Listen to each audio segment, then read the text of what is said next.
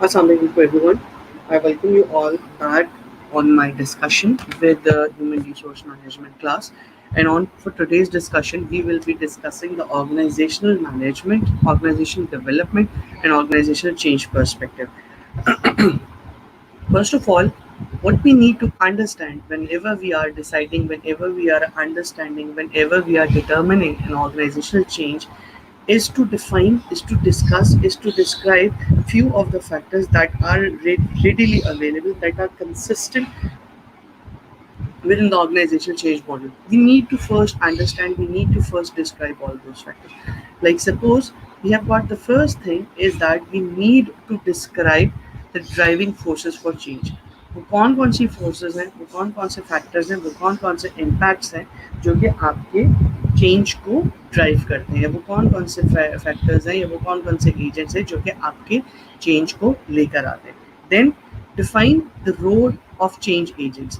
Change agents का role क्या होता है. अब चेंज एजेंट से हमारे पास क्या हो रहा है, हम इसको आगे डिटेल में कंप्लीट पढ़ेंगे, but for the introduction, change agent का मतलब मैं, आप, इंटरनल फोर्सेस, एक्सटर्नल फोर्सेस, हम सारी के सारी चीज़ें वन वे और अनदर एक जगह किसी एक साइमल्टेनियसली एक पोजीशन पे या किसी दूसरी पोजीशन पे एज चेंज एजेंट्स काम कर रहे होते हैं. सिमिलरली जिस तरीके से हम अपने आप को चेंज एजेंट्स कहते हैं, एक और फैक्टर जो कि हमारे पास इस पर्टिकुलर सिनेरियो में वर्कआउट कर रहा होता है, those are people resistant of change या people who resist change. We have to identify those factor as well as why people resist to change. लोग क्यों चेंज को रेजिस्ट करते हैं, लोग क्यों चेंज को एक्सेप्ट नहीं करते. Discuss the ways organisations may overcome the resistance of change. Organisation किन किन तरीक़ाकार से, ऑर्गेनाइजेशन किन किन मेथडोलॉजी से, ऑर्गेनाइजेशन किन किन प्रोसेसेस से चेंज को, ये रेजिस्टेंट ऑफ चेंज को ओवरकम करती है, चेंज एक्सेप्ट करती है, और जो लोग रेजिस्ट कर रहे होते हैं उनको हटाती है या उनको ओवरकम करती है ताकि चेंज इम्प्लीमेंट हो जाए. हम इसको स्टार्ट करते हैं. ये एक हमारे पास बड़ी फेमस सेइंग है, कोड है जो हम चेंज के बारे में अमूमन यूज़ करते हैं, ये डेवलपमेंट के बारे में अमूमन यूज़ करते हैं. Be alert for the first sign of change, develop your early warning system.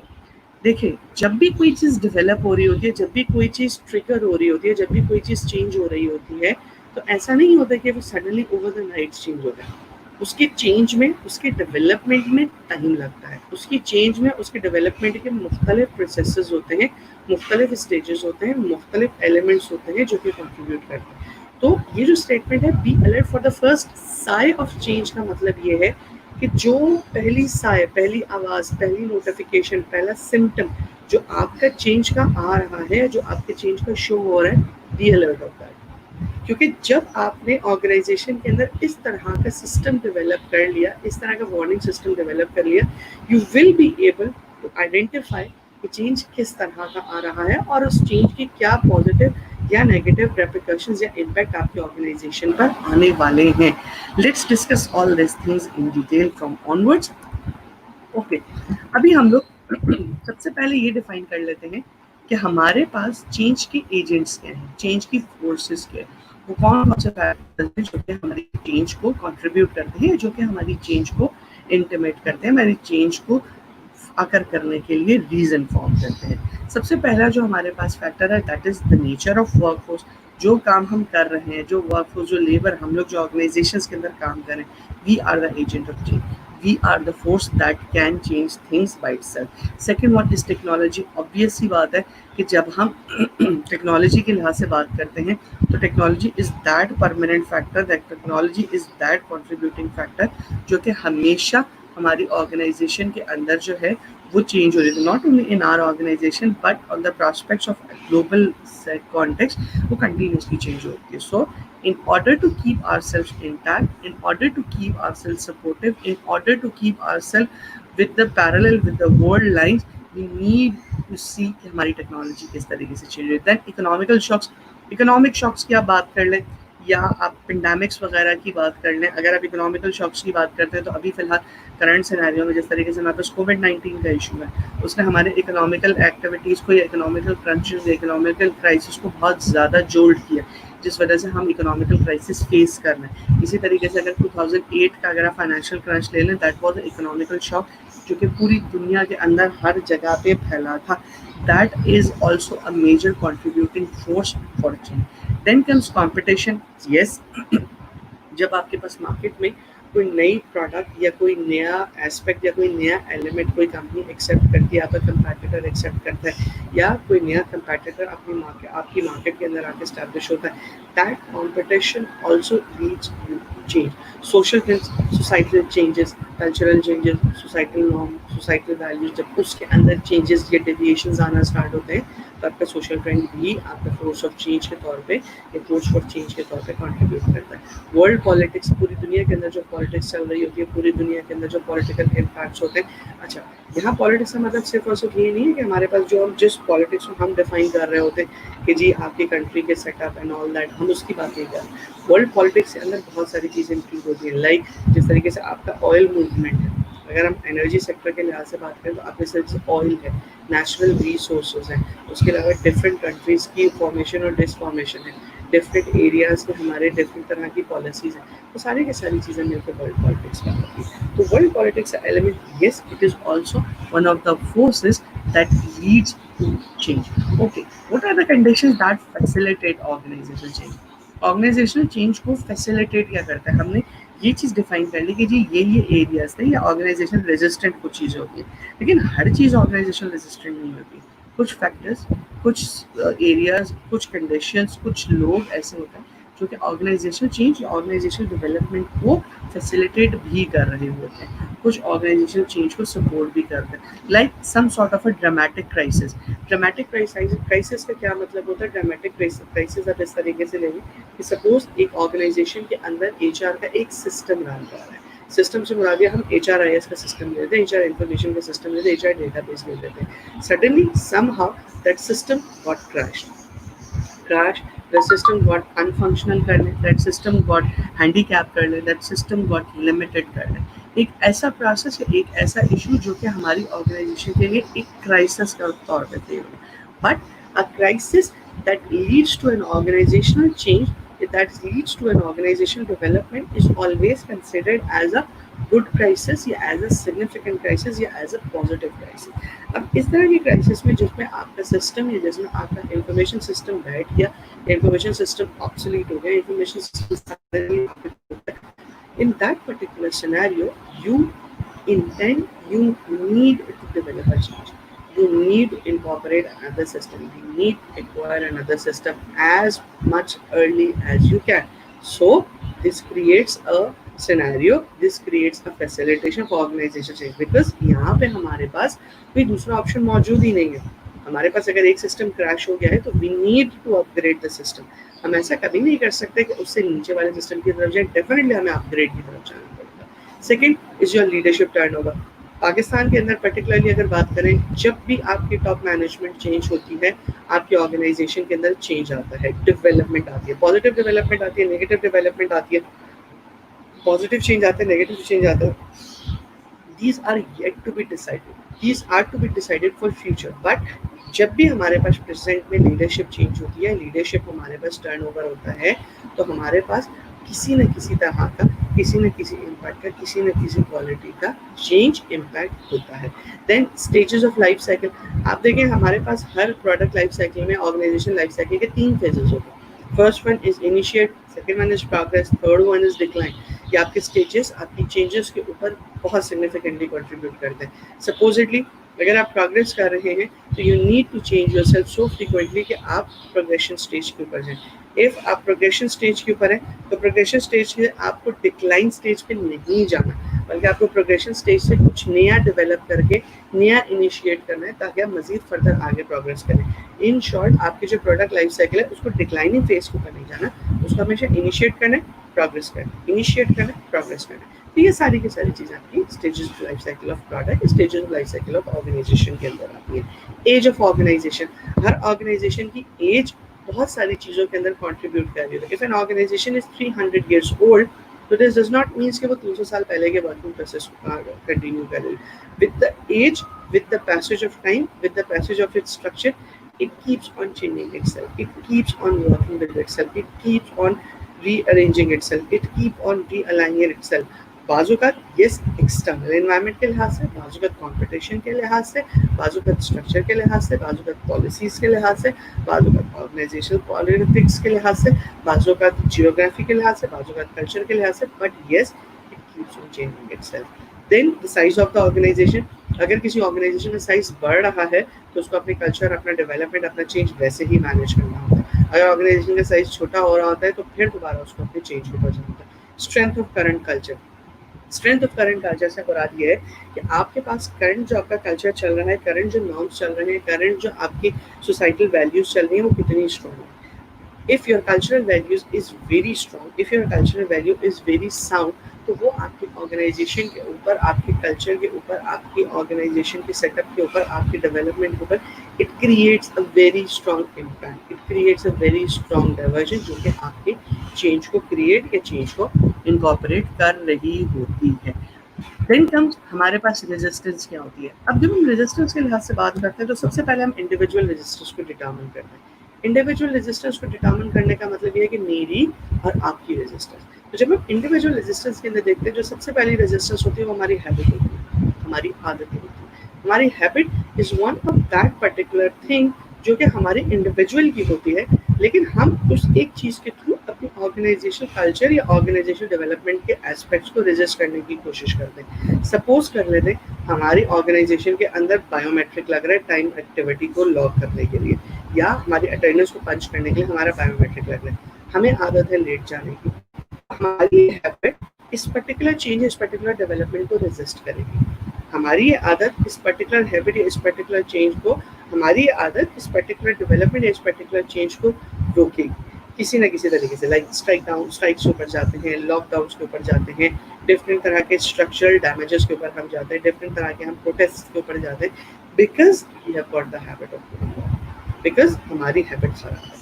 हमें जब तक हम अपनी हैबिट को ठीक नहीं करेंगे, हमारी हैबिट की जब तक बात रहेगी, तब तक we will be resisting any sort of चीज जो कि हमारी हैबिट के अगेंस्ट होगा।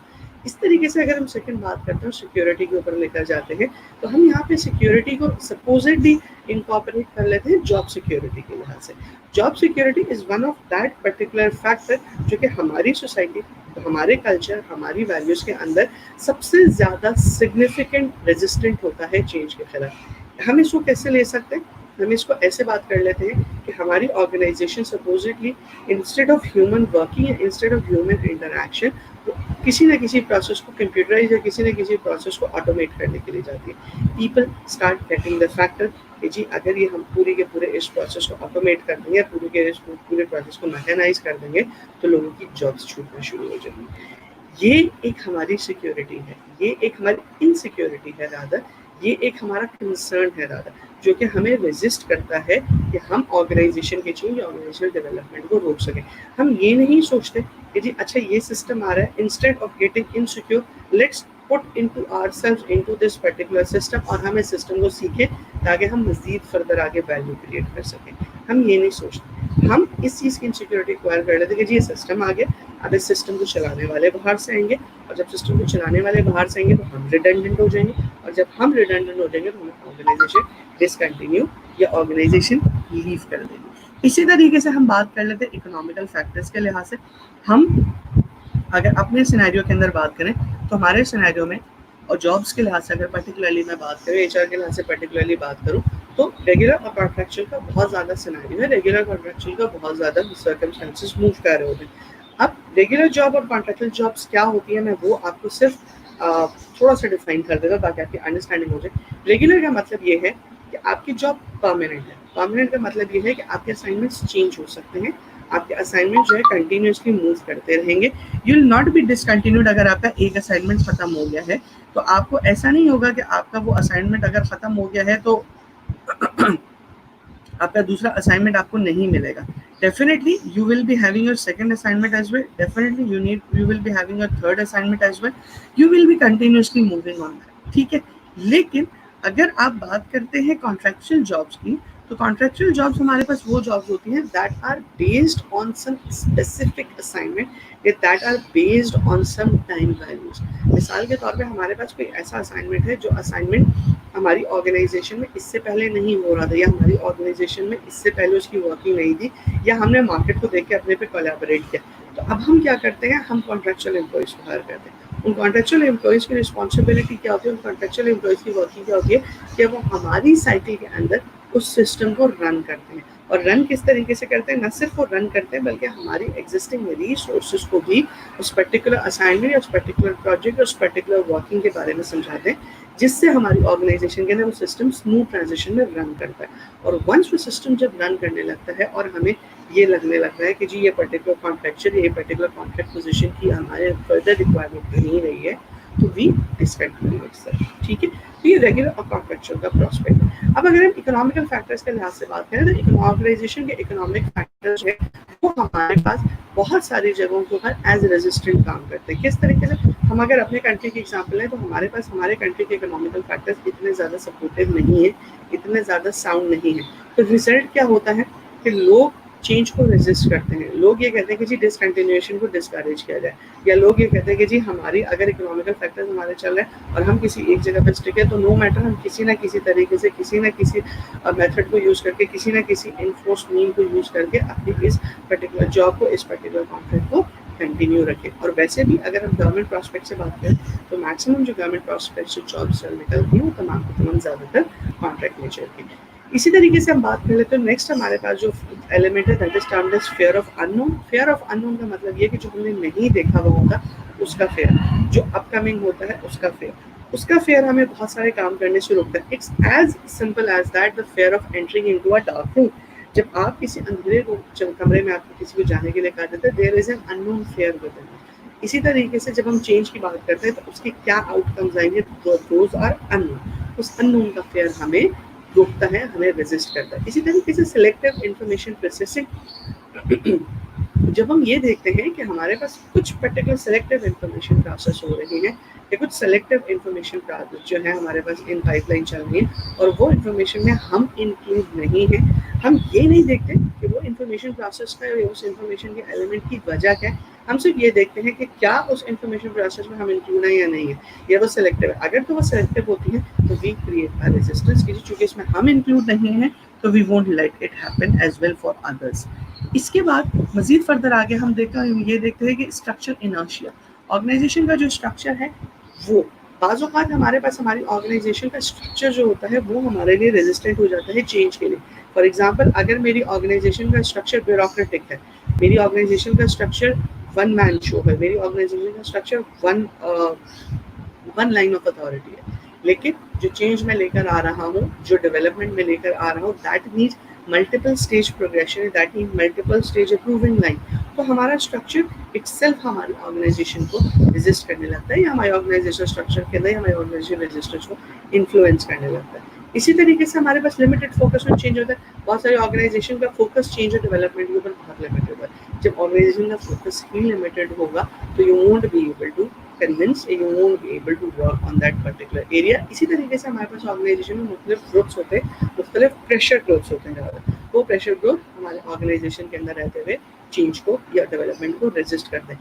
थ्रेट टू एक्सपर्टीज, अगर आप ऑर्गेनाइजेशन की बात करें, ऑर्गेनाइजेशन में आप कोई चेंज लेकर आ रहे हैं और चेंज के लिए आप एक्सपर्टीज बाहर से लेकर आ रहे हैं, तो बहुत सारी दफ़ा ऑर्गेनाइजेशन उन बाहर से आने के लोगों, बाहर से आए हुए लोगों की वजह से थ्रेट क्रिएट कर लेता है, या बाहर से आए हुए लोगों की वजह से रेजिस्टेंस क्रिएट कर लेता है। क्यों? क्योंकि they are of the opinion, they are of the fear कि जी ये लोग हमारी जॉब एक्वायर कर लेंगे, ये लोग हमारी जॉब ओवरटेक कर लेंगे। इसी तरीके से threat to establish power relationships, जो कि आपके पावर रिलेशंस जो क्या ऑर्गेनाइजेशन में ऑलरेडी मौजूद होते हैं, बाज़ औक़ात वो थ्रेट्स, वो पावरफुल रिलेशनशिप्स आपके ऑर्गेनाइजेशन के थ्रेट्स बन जाते हैं। सिमिलरली स्टैब्लिश रिसोर्स एलोकेशंस, कि अगर कोई एक बंदा बहुत ज़्यादा टाइम से किसी ऑर्गेनाइजेशन की पोजीशन के ऊपर बैठा हो, that also becomes a threat for change.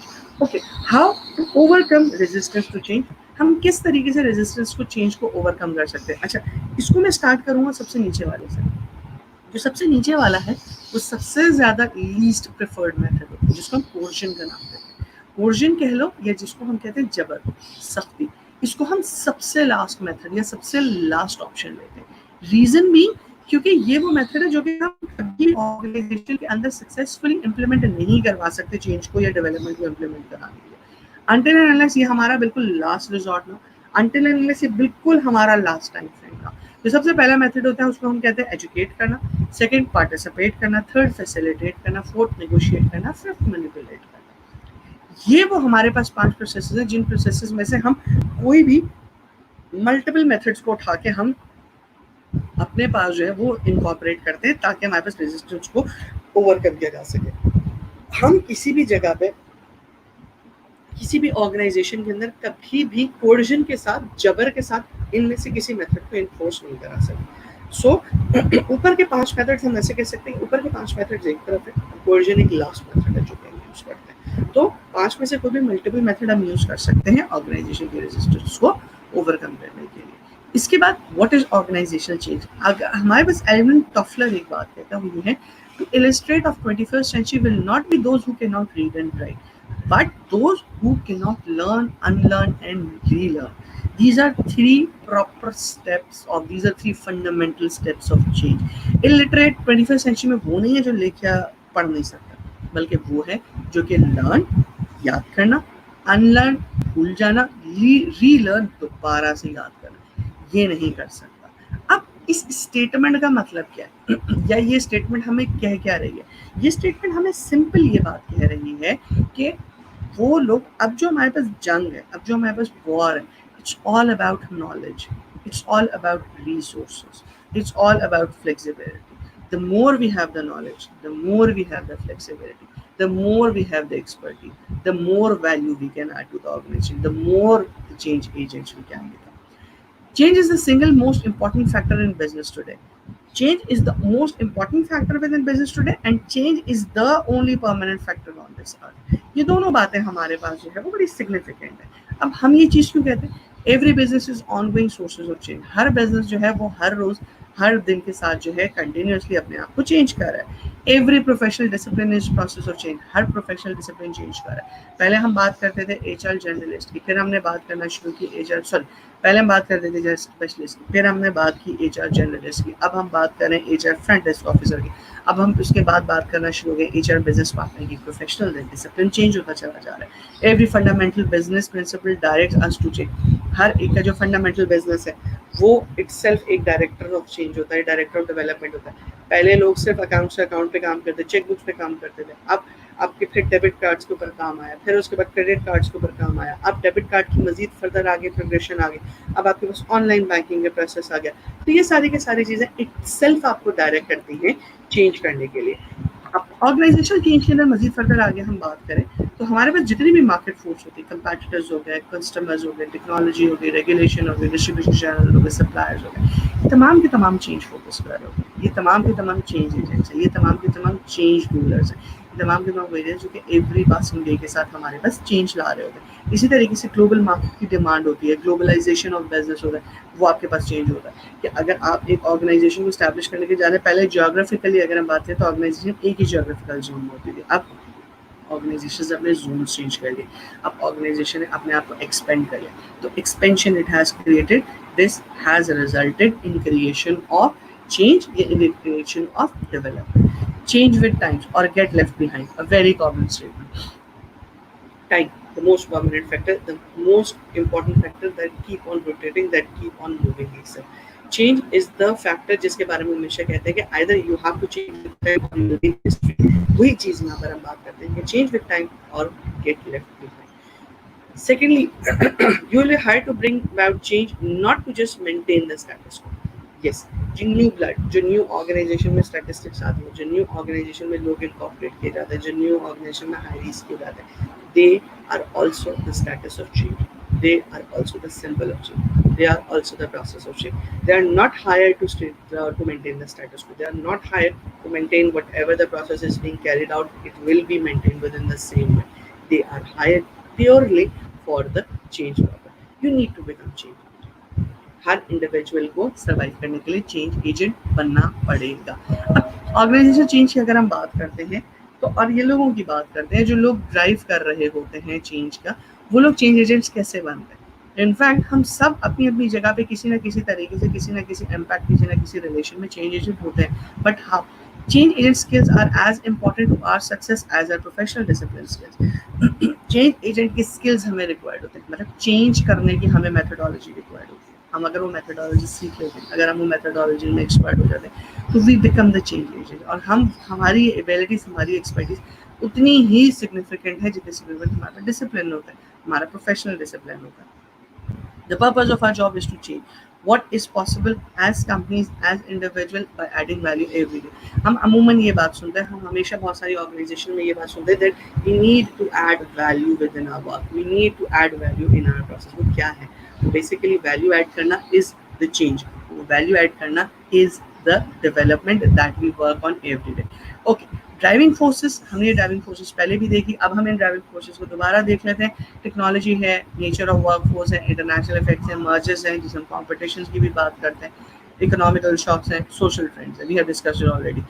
Aligning employees with change, HRM techniques, मतलब हम एचआर के टेक्निक्स के लिहाज से बात करें और एम्प्लॉय के लिहाज से बात करें कि एम्प्लॉय को हम चेंज या डेवलपमेंट के साथ किस तरीके से अलाइन करते हैं। तो तीन बेसिक फोकसेस हमारे पास होते हैं, टास्क फोकस चेंज, गोल फोकस चेंज और सिस्टम फोकस चेंज। सबसे पहले हम टास्क फोकस चेंज की बात करते हैं। अगर हम टास्क के अंदर चेंज लेकर आ रहे हैं, टास्क में डेवलपमेंट लेकर आ रहे हैं, तो हम टास्क में जब डेवलपमेंट लेकर आते हैं, first of all is that we need to train our employ, we need to educate our employ.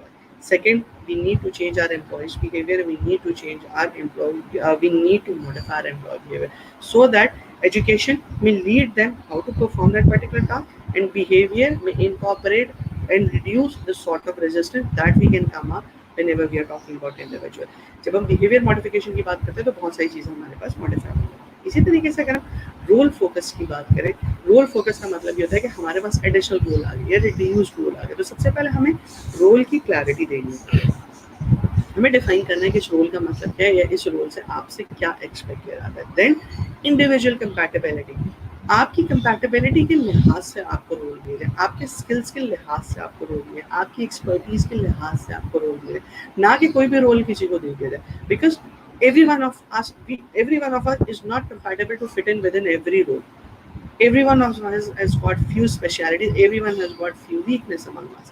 तो हम में से जो ऑर्गेनाइजेशन में रोल डिफाइन कर रही होती है, it needs to be defined in accordance to the compatibility. Similarly role के लिए हमें टीम बिल्डिंग की जरूरत होती है। टीम बिल्डिंग की क्यों जरूरत होती है? क्योंकि whenever we are talking about team building, whenever we are talking about employees team building, उसके लिए हमें ज़रूरत इसलिए होती है कि जब हम रोल परफॉर्म कर रहे होते हैं तो हमें हमारी टीम की तरफ से सपोर्ट मिल रहा होता है। सिस्टम फोकस की बात करते हैं तो सिस्टम फोकस के अंदर सैलरी इंसेंटिव्स के लिहाज से बात कर लें, एम्प्लॉयर अप्रेजल्स के लिहाज से बात करें, करियर पाथ के लिहाज से बात करें, this can be very good incentive whenever we are talking change, whenever we are talking about development. Then अगर हम सेकंड एस्पेक्ट से बात करें तो मैनेजमेंट बाय ऑब्जेक्टिव, एमबीओ हम जिसे कह रहे होते हैं। अगर हम एमबीओ के लिहाज से बात करें तो आपके जो पूरे के पूरे सिस्टम फोकस है वो टॉप से बॉटम की तरफ आना चाहिए। तो चेंज हमें टॉप से बॉटम की तरफ लाना चाहिए, so that none of us should have the option to say कि जी हम इस सिस्टम को एक्सेप्ट नहीं कर रहे हैं, हम इस सिस्टम को अडैप्ट नहीं कर रहे हैं। क्योंकि जब ऊपर से मैनेजमेंट की तरफ से आया, then no matter whatever role we are performing, no matter whatever task we are performing, we have to adopt that system जो कि इनकॉर्पोरेट किया गया है। Okay, change is everywhere, it's constant. मैं पहले ये बात कही कि चेंज हर जगह पर होता है, चेंज डेवलपमेंट हर जगह पर है, it's constant, that is the only constant and permanent factor on this earth. Everyone is affected by change. मैं और आप, हम सब इफेक्ट हुए हैं चेंज से। किस तरीके से? पहले हम छोटे बच्चे होते थे, वीक थे, फीबल थे, फिर हमने आहिस्ता आहिस्ता चलना स्टार्ट किया, जब चलना स्टार्ट किया तो फिर हम बड़े होना स्टार्ट हुए, बड़े होना स्टार्ट हुए तो खेलना स्टार्ट किया, फिर हमारी प्रायोरिटीज़ चेंज हो गई, फिर हमारे एलिमेंट चेंज हो गए। बचपन में हमें किसी और तरह के कार्टून्स पसंद होते, बड़े होने के बाद ये टीनेज में हमें किसी और तरह के कार्टून्स पसंद हुए, फिर हम डेवलप कर गए मूवीज़ की तरह, फिर हम प्रैक्टिकल लाइफ के अंदर आ गए। तो हम में से हर कोई एक चेंज होता है और वो चेंज डेवलपमेंट के अंदर लेकर the pace of change is accelerating. Yes, पिछली जनरेशंस के लिहाज से बात करूँ तो पिछली जनरेशंस के अंदर जो हमारे, हम अगर मैं अपनी बात करूँ या आप लोगों की बात करूँ, you must have seen this thing कि हम लोगों के पास जो चेंज है, हम लोगों के पास जो अडेप्टेबिलिटी का फैक्टर होता था वो थोड़ा स्लो। आजकल के बच्चे, आजकल की जो जनरेशन, अगर आप उसके साथ अपने आप को कंपेयर करें तो उन लोगों का फैक्टर पेस बहुत तेज है, उन लोगों का पेस बहुत ज़्यादा, उन लोगों की स्पीड बहुत ज़्यादा, they are very quick learner. तो हम ये कह सकते हैं कि चेंज का, डेवलपमेंट का पेस जो हमारे पास है, it's increasing, it's rapidly working forward. We as leader has the responsibility to bring about planned change. हम में से हर कोई किसी न किसी जगह पे, किसी न किसी फोरम पे, किसी न किसी कॉन्सेप्ट फैक्टर के ऊपर लीडर, ठीक है। As a leader it's our responsibility to bring change, ठीक है। अगर हम इस तरीके से सोच रहे हैं या if we have always done it that way, it's wrong, ये गलत है। क्यों गलत है? बिकॉज आज के लिहाज से अगर हम आज की बात करते हैं, अगर करंट सिनेरियो की बात करते हैं, तो managing today would be more accurately described as long period of ongoing change, interrupted occasionally by short period of stability. Being leader हमें अब चेंज को या डेवलपमेंट को लीड नहीं करना, we have to incorporate it, we have to move it with the period, but we have to stabilize it for some period as well. ऐसा नहीं है हम चेंज करें आगे जाए फिर चेंज करें, चेंज करें आगे जाए फिर चेंज करें, चेंज करें आगे जाए फिर चेंज करें। नो, चेंज करें, स्टेबल हो, एक्सेप्ट करें ताकि लोग प्रोग्रेस करें, उस चेंज से फ़ायदा उठाएं, फिर उसके बाद मज़ीद फर्दर आगे अपने आप को कंपेयर करें करंट सिचुएशन से या अपने फैक्टर्स के साथ, और फिर जो चेंज रिक्वायर्ड है उसको अडॉप्ट करें। हम इसको डेवलपमेंट का वर्ड चेंज के साथ इसीलिए हमेशा ऐड करते हैं क्योंकि चेंज का मतलब होता है हम पूरा के पूरा चेंज करना, डेवलपमेंट का मतलब होता है मॉडिफिकेशन यूज करना। इसीलिए हम चेंज के वर्ड को मॉडिफिकेशन के वर्ड से रिप्लेस कर देते हैं कि अब आप उसको इंटरप्ट भी करें, रोकें भी। ऐसा नहीं है कि मुसलसल आप चेंज करते जाए और आप कहेंगे जी हम चेंज प्रोग्रेस करें, हम चेंज लेकर आ रहे हैं, हम चेंज लेकर आ रहे हैं। नो, आप जो चेंज लेकर आए हैं उसको स्टेबलाइज करें, तो स्टेबलाइज करके उसके फ्रूट्स रीप करें। उसके फ्रूट्स जब आप रीप करेंगे तो आपका एडवांटेज हो, फिर उसके बाद मजीद फर्दर आप आगे की तरफ जाए और इवेल्युएट करें, स्क्रूटनाइज करें, स्क्रीन करें कौन सी डेवलपमेंट एस्पेक्ट आपके लिए फेवरेबल है, कौन सी डेवलपमेंट एस्पेक्ट आपके लिए फेवरेबल नहीं है। आज नहीं है तो कल हो जाएगा, कल नहीं है तो परसों हो जाएगा। You don't need to change everything at a time. You don't need to develop. Why people resist to change? हम ये चीज़ देख चुके हैं, habit के fear of unknown, security, economic factors, information process. Okay. Groups के अंदर भी हम देख चुके हैं कि ऑर्गेनाइजेशन के अंदर क्या है, ग्रुप इनर्शिया क्या चीज़ है, थ्रेट क्या है, threat of establish relationship, threat of resource, limited focus on change, poor communication, threat to expertise, हम सारी चीज़ देख चुके हैं। ओके, लिव इन, अब हमारे पास जो चेंज है डेवलपमेंट मॉडल है, अब हम उसको स्टार्ट करते हैं और उसको देखते हैं कि वो हमारे पास जो है किस तरीके से चल रहा है। जब हम उसको देखते हैं और उसमें हम लोग मूव करते हैं तो हमारे पास Lewin 3 step model of change, Lewin 3 step of development है। जो सबसे पहले हमें ये कहते हैं we need to unfreeze ourselves first of all। ये कॉन्सेप्ट हमारे पास जो बर्फ का कॉन्सेप्ट है, आइस का कॉन्सेप्ट है, उसके लिहाज से हमारे पास मूव करता है। तो जो सबसे पहला स्टेप उसने हमें दिया हुआ है वो ये दिया हुआ है, first we have to remove our rigidity, first we have to learn to become the nature of water. जब हम पानी की नेचर एक्वायर कर लेते हैं, अनफ्रीज हो जाते हैं, तो हम एबिलिटी एक्वायर कर लेते हैं लर्न करने। Then the moment of transition, हमने एक स्टेंसिल से रखा हुआ था पानी को, एक स्टेंसिल की शेप में बर्फ को रखा हुआ था, अब हम पानी उसको बना लिया है, अब हम उसको किसी और स्टेंसिल में रख देंगे या किसी और शेप के अंदर डाल देंगे, एंड देन वी रीफ्रीज इट। जब हम उसको रीफ्रीज कर देंगे तो इसका मतलब ये होगा कि वो अपनी पुरानी शेप को छोड़ के नई शेप अपनी बना छोड़। So in short, Lewin three model is that, जो कि हमें कहता है कि you first unfreeze, then you go on the movement of transition, and then you go for refreezing. Okay, this is how we work on graphical model, या this is how we work on the graph plotting जिसके अंदर हम बात कर रहे होते हैं, जिसमें हम we are easily understanding कि क्या चीज़ है। Status quo is our current position। Status को की जो करंट पोजीशन है, इस पे देखें हम 2 फोर्सेस हमारे पास वर्क है, रिस्ट्रेनिंग फोर्सेस या ब्लॉकेज फोर्सेस, नीचे से ड्राइविंग फोर्सेस। अगर आप देखो तो रिस्ट्रेनिंग फोर्सेस जो है आपकी स्ट्रेट लाइन के ऊपर खत्म हो जाती है, लेकिन ड्राइविंग फोर्सेस आपकी इंक्रीजिंग कर्व या प्रोग्रेशन स्टेज पे भी ला रही होती है, because you need a driving force कि आप उसको, जब आप एलिवेट हो रहे होते हो, जब आप ऊपर की तरफ जा रहे हो, तब भी आपको ड्राइविंग फोर्स की जरूरत है। And once you have gone stable, this is the area जो कि हमने पीछे यहाँ पे जब हमने बात की और हमने ये कहा कि यहाँ पे जब हमने बात की इंटरप्टेड ओकेजनली का मतलब, तो ये हमारे पास जो स्ट्रेट लाइन शो हो रही है मजीद फर्दर, ये इंटरप्शन है, ये स्टेबिलिटी का पीरियड है, ये आपकी डिजायर्ड स्टेट है। तो स्टेटस को से एलिवेटेड चले गए तो आपकी डिजायर्ड स्टेट के अंदर आ गए। Okay, 3 options to bring about change. Mostly जो 3 ऑप्शंस हमारे पास चेंज लाने के लिए होते हैं, इंक्रीज द ड्राइविंग फोर्स, क्योंकि we need more driving force in context of restraining force, so we need to reduce the restraining force, we need to increase the driving force. Do a combination of two approaches. कोई भी दो approaches जो हमने पहले पढ़ी हुई उनमें से किसी भी दो अप्रोच का आप कंबाइन करो, कंबाइन करके आप इंक्रीज कर लो ड्राइविंग फोर्स को, रिड्यूस कर लो अपनी रेस्ट्रेनिंग फोर्स को, and you can progress stably. How organisation, what are the driving forces? These are the driving forces जो हमने पहले भी देखी, डिस्कस की. एजुकेशन हो गई, पार्टिसिपेशन हो गई, सपोर्ट हो गया, इकोनॉमिक इफेक्ट इंक्रीज हो गया, नेगोशिएशन हो गया, कोर्जन हो गया. Then what can change agents change? जो चेंज एजेंट्स होते हैं हमारे पास, वो क्या चेंज कर सकते हैं या वो क्या चीज चेंज कर रहे होते हैं? First we talk about structure, then we talk about technology, then we talk about people, then we talk about physical change. What structural change? Change agents can alter one or more key elements like organizational design. यानी आप सबसे पहले तो structure change कर सकते हो organisation में. आपका स्ट्रक्चर रिजिड था, आपके स्ट्रक्चर को फ्लेक्सिबल बनाना. इसी तरीके से हम टेक्नोलॉजी की बात करते हैं. टेक्नोलॉजी के ना इनोवेशंस आपने अडॉप्ट की, और उस इनोवेशंस को अडॉप्ट करने की वजह से आप नए इक्विपमेंट, नई टूल, नई मेथोडोलॉजीज एक्सेप्ट करते हैं. You can change people. लोगों को चेंज करने का मतलब ये है कि आप मुख्तलिफ ग्रुप्स, मुख्तलिफ इंडिविजुअल, मुख्तलिफ एक्सपर्टीज आप एक्वायर कर सकते हो, and you can work in team so that you make other people also learn about what you are working with. Physical setting. Physical setting means the environment that we are working. You have to work with the environment as well. Resistance is not bad at all. हम resistance की बात करते हैं तो हम हमेशा ये चीज़ consider करते हैं कि जी रेजिस्टेंस जो हमारे पास है वो ख़त्म हो रही है, रेजिस्टेंस जो हमारे पास है वो बैड है. Not always, because some time ये रेजिस्टेंस हमारे पास एक पैरेलल फोर्स क्रिएट करती है in order to develop, in order to progress, in order to amend the change in accordance to what we need.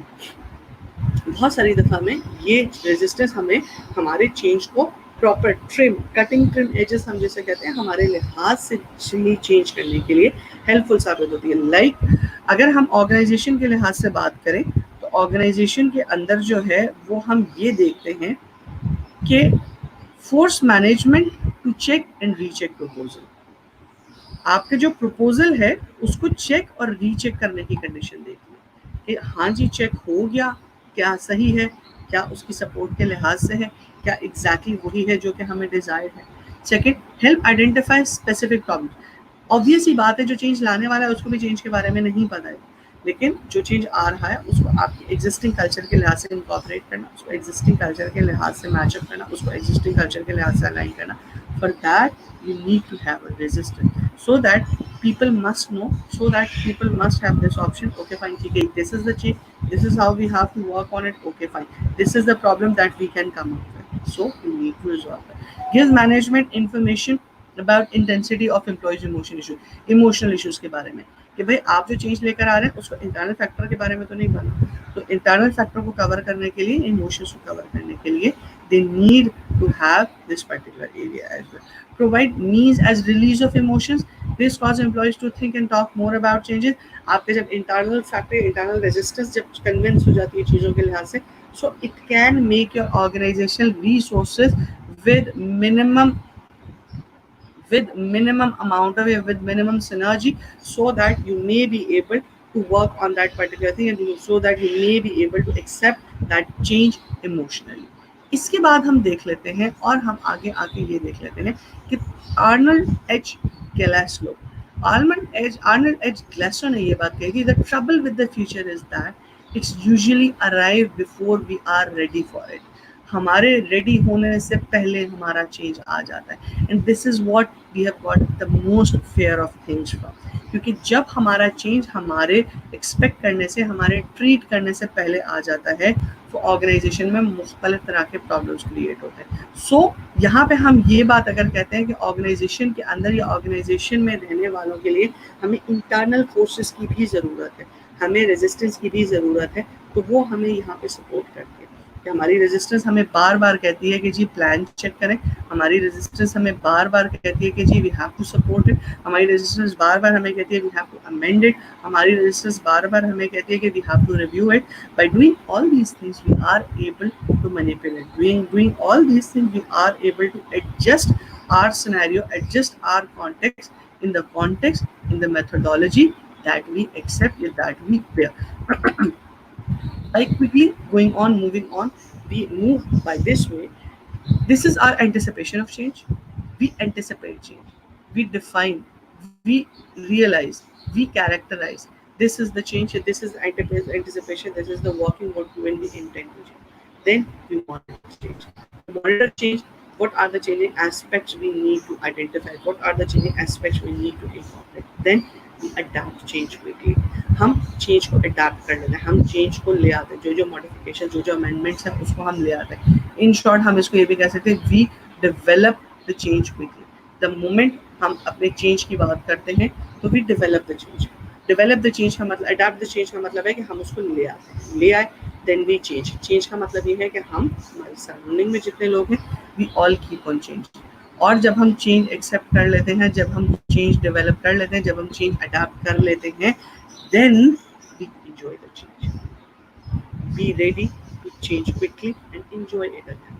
आपने चेंज को adapt किया, change को अडाप्ट करने के बाद अपनी मॉडिफिकेशन या अपनी जो अडेप्टेशन है, जो अपनी चेंजेस हैं वो आपने अडाप्ट किए. Once you have adapted that, then you are ready to enjoy this thing. Okay. In the last, in the very end, what I would say is that the end, or is it the new beginning? This is a very crucial question whenever we talk about development. This is a very crucial question whenever we are talking about the changes that we are incorporating. This is a very important question that we always ask from ourselves. Is it the end? Because we always say change and development are the permanent factors whenever we are talking about. So it's not the end. It's always the beginning of something new. It's all from my side. Thank you so very much for being participative for my today's session. Thank you.